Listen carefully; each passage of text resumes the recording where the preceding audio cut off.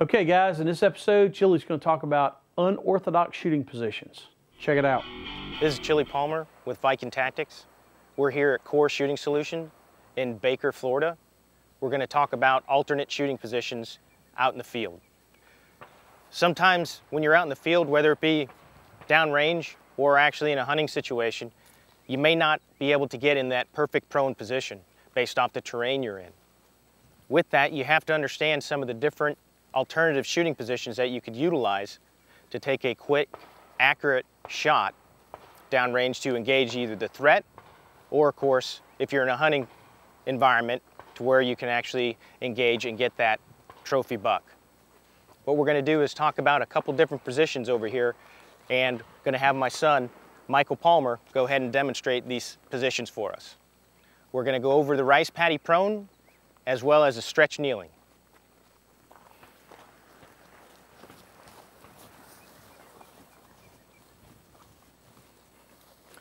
All right, so what we're going to do is get into the rice paddy prone position first.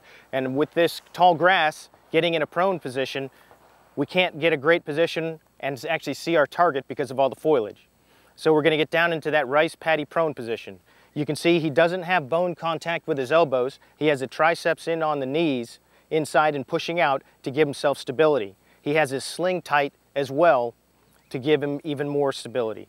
Sometimes, based off the shooter, you might be able to have the magazine actually resting against the forearm to give you a little bit more stability. Michael, do you have a target downrange? I do. All right, let's get 3 good hits on that target.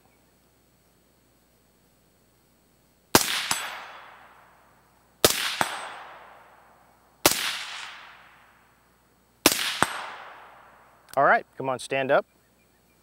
How did you feel in that position? Still a little wobbly. Right, there's going to be a little wobble. It's about accepting the wobble and knowing that the wobble's there, but still minimizing it by controlling your breathing and being in a good, stable position. But you will have some wobble, correct.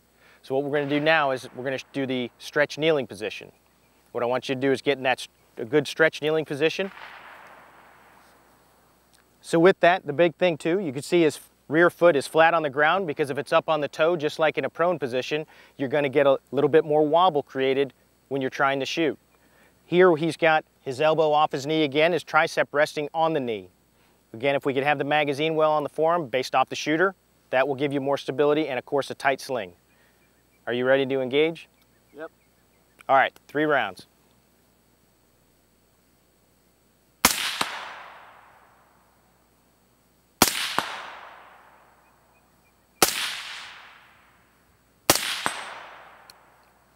How did you feel in that position?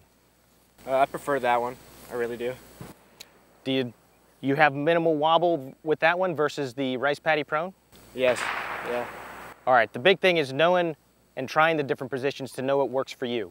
You may not always need to use the rice paddy prone or, of course, the stretch kneeling, but it's about what works for you, not just what is there and what somebody says you have to do.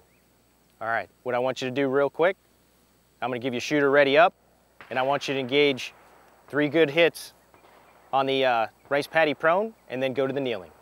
All right. Shooter ready, up.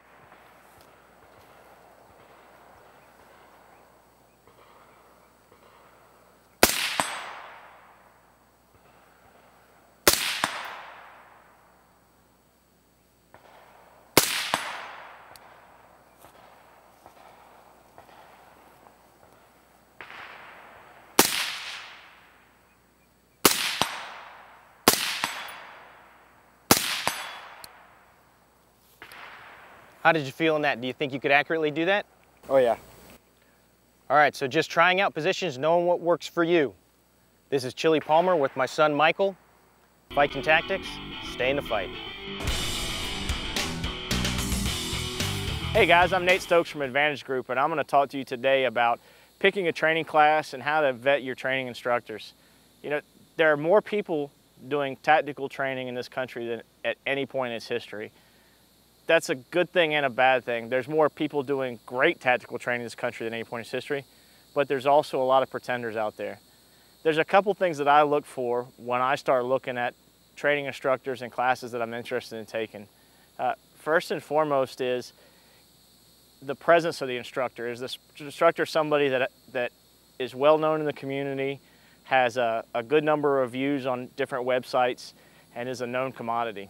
Secondly, I look for YouTube videos or snippets on film that the instructor might have done. If I see the instructor using a lot of made-up fake science words or talking like he's trying to teach me how to split the atom, it tends to make me stay away from him. What they should be teaching is really simple applications of some really simple fundamentals. It's about making you a better shooter, not making you a scientist. Last but not least, I look for the cost of the class. It doesn't matter how good the training is, if you can't fit it in your budget, then that's not a good training class for you. You can almost always find an equivalent class for less money. So pay attention to what's out there and find good training. You'll appreciate it later. Thanks guys, I'm Nate Stokes and that's your concealed carry tip of the day.